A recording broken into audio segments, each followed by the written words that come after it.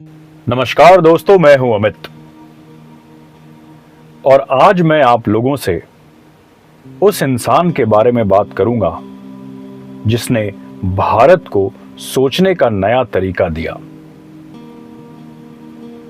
दोस्तों, हर युग में एक ऐसा इंसान जन्म लेता है जो सिर्फ अपनी जिंदगी नहीं बल्कि पूरे समाज की दिशा बदल देता है।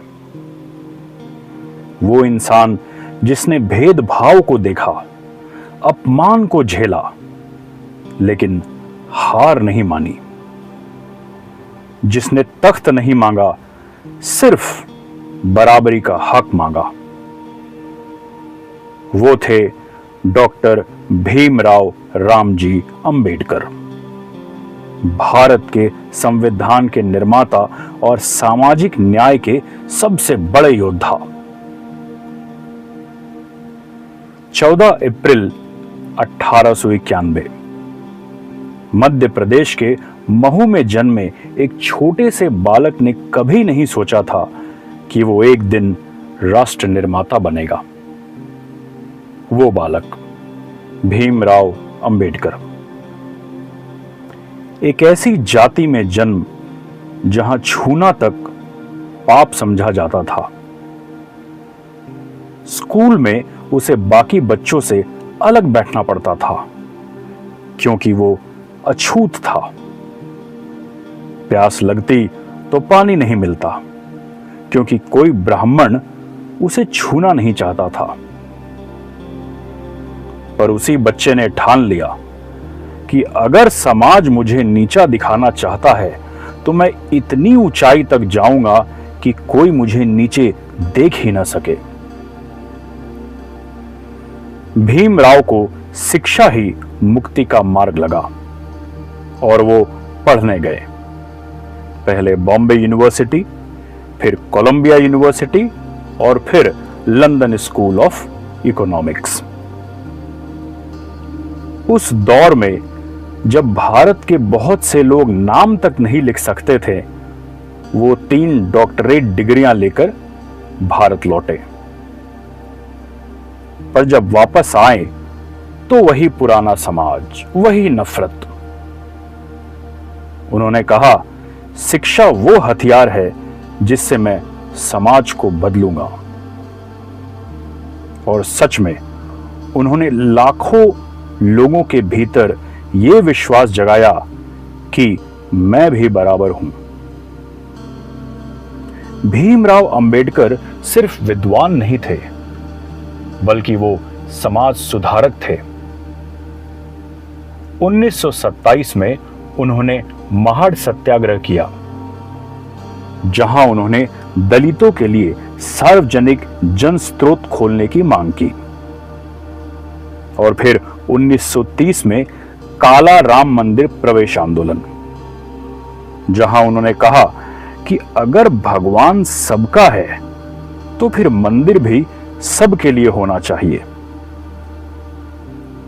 उन्होंने समाज को बताया कि आत्मसम्मान भी एक अधिकार है। और जब अंग्रेजों से आजादी की लड़ाई लड़ी जा रही थी, अंबेडकर लड़ रहे थे समानता की लड़ाई। 15 अगस्त 1947 भारत को आजादी मिली।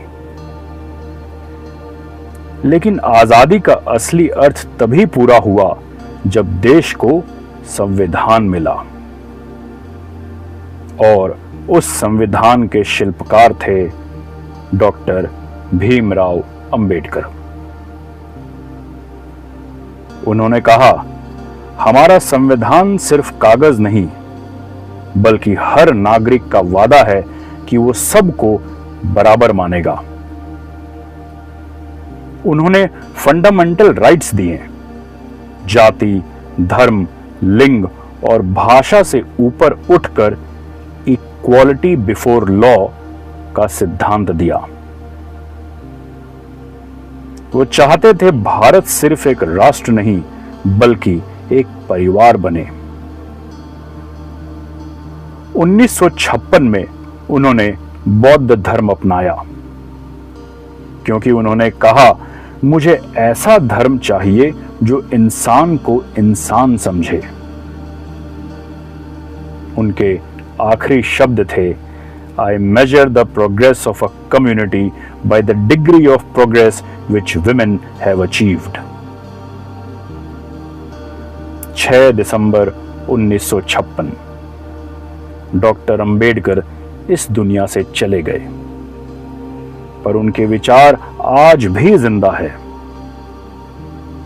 आज जब भी कोई छात्र ऊंचाइयों को छूता है, जब कोई आवाज अन्याय के खिलाफ उठती है, जब कोई कहता है सभी को बराबरी मिले, वहां डॉक्टर अंबेडकर की आत्मा मुस्कुराती है, क्योंकि उन्होंने कहा था, जीवन का सबसे बड़ा धर्म है मानवता। डॉक्टर भीमराव अंबेडकर सिर्फ एक नाम नहीं, बल्कि भारत की आत्मा है। दोस्तों, अगर वीडियो अच्छा लगा तो सब्सक्राइब करें, लाइक करें। मैं ऐसी ही मोटिवेशनल वीडियोस आप सबों के लिए बनाता रहूंगा। धन्यवाद।